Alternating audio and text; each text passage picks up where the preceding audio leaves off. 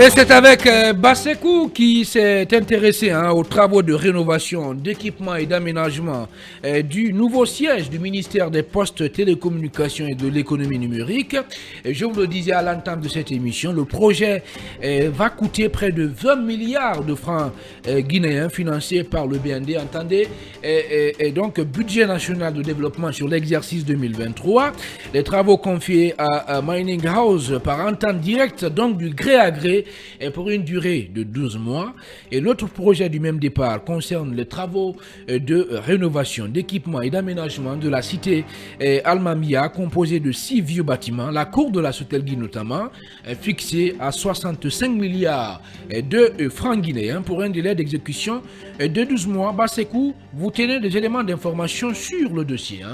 Alors, effectivement, depuis hier, cette information a circulé sur la toile. Ensuite, nous avons eu accès à certains documents que la réalisation veut bien montrer ça pour que nous puissions expliquer aux auditeurs, aux téléspectateurs qui nous suivent de quoi s'agit-il. Alors, il y a deux types de marchés. Le premier marché, comme vous l'avez vu, c'est le contrat de rénovation et d'équipement de l'immeuble R+4 avec sous-sol, ex-siège de la SGBG à la cité chemin de fer, qui a été confié à Mining House pour un délai d'exécution de 3 mois. Vous l'avez vu, et aussi c'est mentionné, le montant du contrat c'est 20 milliards 59 millions 801 262 000 francs guinéens hors tout taxe. Il s'agit en réalité d'un bâtiment qui va être composé de 67 bureaux avec un data center et un sous-sol. On apprend effectivement que les travaux sont exécutés aujourd'hui à hauteur de 70% guinéens et préfinancés par cette société Mining House, donc de gré à gré. Pourquoi le gré à gré? C'est vrai que la loi guinéenne autorise le gré à gré, mais à un certain niveau, mais pour des montants qui font plus de 17 milliards, qui font plus de 20 milliards de francs guinéens, il y a quand même des questions à se poser à ce niveau, et c'est financé sur le budget national de développement sur l'exercice 2023. Donc les travaux sont beaucoup avancés. On se pose beaucoup de questions.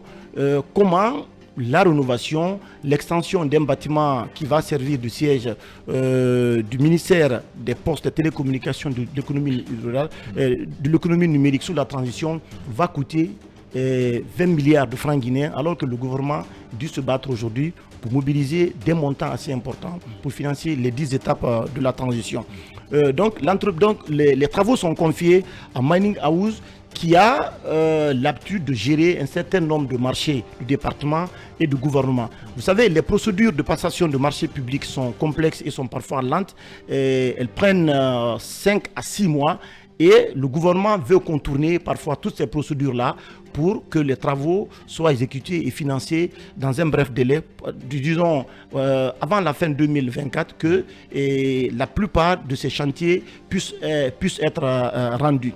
L'autre chantier, l'autre dossier, c'est la cité Almamia. Comme vous l'avez vu, l'ex-Sotelgui, il s'agit de 6 vieux bâtiments. Les travaux vont coûter 65 milliards de francs guinéens, les travaux de rénovation, d'extension, d'équipement et d'aménagement, plus la cour. Cette fois-ci, c'est la société Dimarsal donc, qui a eu le marché. Et vous l'avez vu, pour l'autorité contre-attaque, c'est bien le ministre des Postes, des Télécommunications, de l'économie numérique, Ousmane Gawal, donc, qui a signé le document, et c'est le ministère de l'économie et des finances qui a donc approuvé le document. Le montant fait 65 milliards de francs guinéens, ce qui fait un peu plus de 6 millions de dollars américains. Donc beaucoup de questions aujourd'hui. Pourquoi le gouvernement guinéen est en train de recourir au gré à gré? Parce que ce dossier intervient après celui de la rénovation du Premier ministre qui a fait couler beaucoup d'enquêtes de salive à cause du gré à gré, et dont le montant était fixé aussi à 6 milliards de francs guinéens. Donc il y a beaucoup de marchés de gré à gré aujourd'hui, même si la loi guinéenne l'autorise, mais c'est à un certain niveau. Parce que il faut dire pour terminer que les gré à gré constituent aussi des moyens de courses illicites à l'enrichissement, de courses effrénées à l'enrichissement illicite. L'entreprise a la possibilité de faire des surfacturations. Après, des rétrocommissions sont versées à certains circuits par lesquels le dossier est traité. Donc, il n'y a pas de traçabilité. Il est difficile d'épingler parfois les sociétés, mais c'est important que la CGP, qui réalise les travaux et qui évalue les coûts, puisse faire un travail suffisamment sérieux sur l'ensemble des marchés aujourd'hui que nous avons. Ce sont plusieurs milliards de francs guinéens qui vont être déboursés, et ce sont des entreprises parfois qui sont choisies sans appel d'offres, donc de gré à gré confiées à des entreprises, même si on veut faire la promotion des entreprises nationales.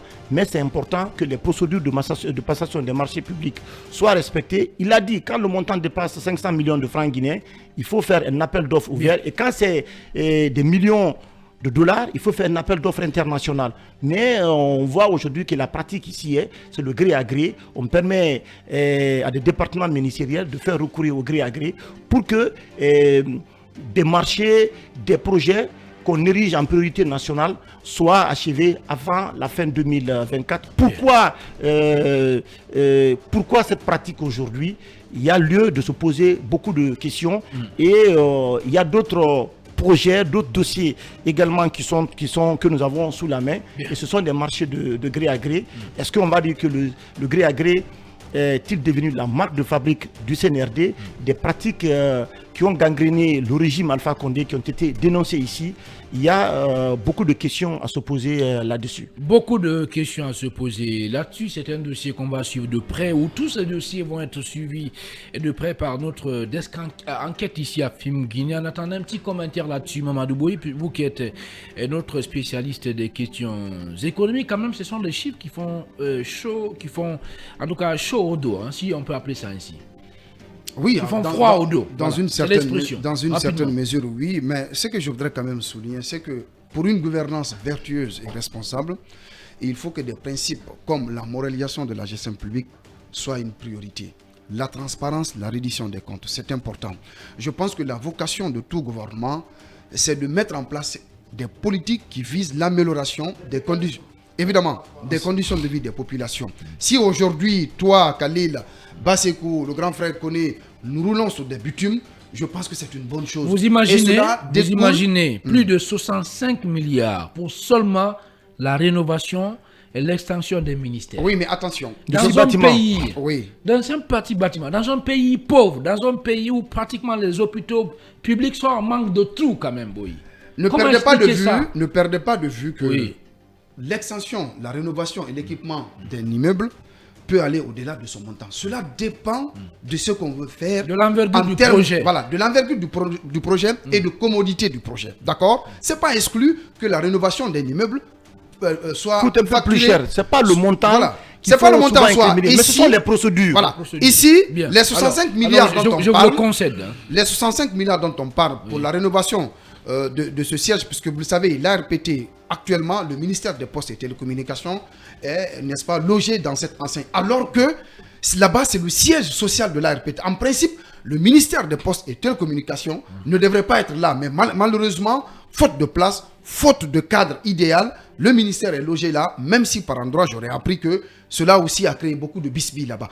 Donc, le projet portant rénovation, extension et aménagement de l'ancien siège de la Sotelgui portant sur les 65 milliards, cela, selon mes sources, n'est pas tout à fait, disons, une sorte de détournement. On n'est pas là-bas, puisque, selon mes sources, l'administration contrôle des grands projets a eu un droit de regard, a eu un droit de regard sur le montant, et le montant ne serait pas surfacturé ou du moins détourné dans une logique de détournement. Cela est à écarter. Mais ce que je voudrais quand même souligner, c'est qu'aujourd'hui, il faut que les marchés de gré à gré en Guinée soient régulés. Pourquoi? Parce que ce sont des choses qui peuvent rattraper après. Le code des marchés publics en Guinée est clair. De 100 millions jusqu'à 400 millions, 500 millions, si vous voulez, ne faites pas d'appel d'offres à procédure. Les procédures le permettent. 100 millions, 200 millions, 300 millions, 500 millions, si vous voulez partager ça entre vous. D'accord?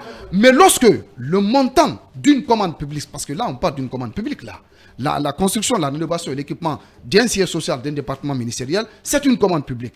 Lorsque le montant est supérieur à 500 millions de francs guinéens, eh bien, on doit faire un appel ouvert à concurrence. Merci, Mamadou Donc, il faut que nos gouvernants apprennent à respecter ces procédures les plus basiques, parce qu'en les foulant au sol, derrière, vous pouvez être rattrapé dans votre gestion. Et seul Dieu sait aujourd'hui, depuis l'avènement des nouvelles autorités au pouvoir, nous sommes dans une dynamique de moralisation de la gestion publique. Mais si par endroit, on essaie encore de torpiller ces règles-là, ça veut dire quelque part qu'on est en train de s'écarter des engagements qu'on a pris au début. Et le seul comptable, la seule personne qui sera comptable de toute cette situation, c'est bel et bien le colonel. C'est le colonel. Donc on évite de mettre après le colonel dans des problèmes où en tout cas il ne mérite pas d'être mis. Parce que sa bonne foi, personne n'en doute. En tout cas jusqu'à date, il est animé de bonne foi. Il y a des engagements qui ont été pris. On espère que ces engagements seront respectés sur la lettre. Absolument. Mais encore une fois, la moralisation, le principe de reddition des comptes, la transparence dans la gestion de la chose publique, c'est des valeurs auxquelles on ne doit pas déroger. Merci Mamadou Boye. Oui, Ibrahim Koné, rapidement, malheureusement le temps n'est plus galant avec nous. C'est quoi, allez-y. Son micro n'est pas activé. Gouvernement, quelle est l'urgence pour le gouvernement Goumou de recourir au gré à gré pour des choses qui ne sont pas aussi urgentes? Moi, je suggère, au lieu de recourir au gré à gré, puisque, comme l'a dit, ce sont des marchés qui peuvent rattraper, c'est des marchés demain qui peuvent faire l'objet de procédures judiciaires. Si le gouvernement qui arrive, parce que si nous, journalistes, on n'est pas capable de dénoncer ça aujourd'hui, demain, on ne peut pas critiquer notre gouvernement. En plus, nous serons condamnés par l'histoire. Nous serons condamnés. C'est pour cette raison, il faut s'inscrire dans le respect des principes. Le gré à gré, la loi ne l'interdit pas, mais pour des marchés de ce type très important, il est important que les procédures de massation de marché soient respectées.